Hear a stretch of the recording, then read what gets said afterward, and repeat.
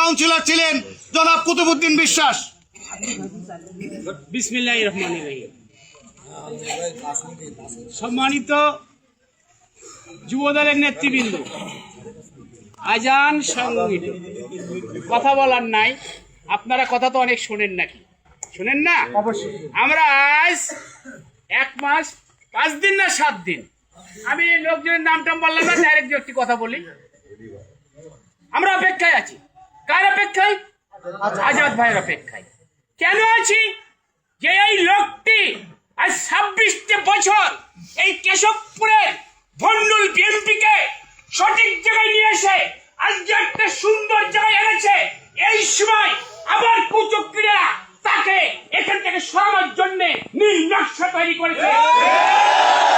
এই নকশার ভিতরে আমাদের কেশবপুরবাসী যাবে না, যে কারণে তাদের থেকে মুক্তি এনে আজকে আজাদ ভাই পুরো এই নমিনেশন দেওয়ার জন্য অবরোধ করছে। সবাই নিবৃত হয়ে গেছে, সেটাই হলো বিষয়। আপনারা জানেন আজাদ ভাই একজন সৎ সতীর্থ। তার জীবনে সে কোনোদিন মিথ্যে ছলনা কাউকে দিতে পারে না।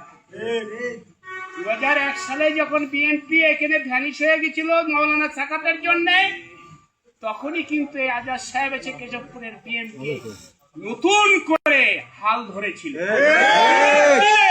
আজ 26 বছর এই কেশবপুরের মা মাটি মানুষের সাথে মিশে সে একাকার হয়ে গেছে, যার জন্য আজকে অতিথি পাখির কোনো খাওয়া না। ওয়ার্ড কমিটির একজন নেতৃবৃন্দকেও নিয়ে যাওয়ার তার ক্ষমতা নাই। কিন্তু চাটুবাজ যারা চেয়ারম্যানই করবে, চেয়ারম্যান নাকি হয়ে গেছে।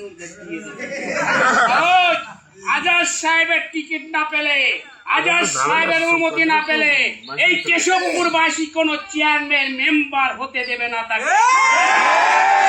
আজকে একটি কথা বলতে চাই, আজকে যে তারা ষড়যন্ত্র করেছে সে ষড়যন্ত্র দাঁত ভাঙার জবাব আজাদ ভাই নমিনেশন ফিরিয়ে এনে আপনাদের হাতে তুলে দিয়ে দেখে।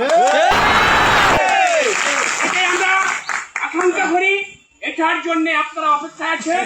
আমরাও আজ 1 মাস 7-8 দিন অপেক্ষায় আছি। শেষ সময় চলে এসেছে। আজকে তফসিল ঘোষণা করবে, তারপরে 300 আসন একসাথে আপনার ডিসিশন দেবে, যার মধ্যে আমাদের কেশবপুরের শিল্প আমাদের আজাদ ভাই দেবে।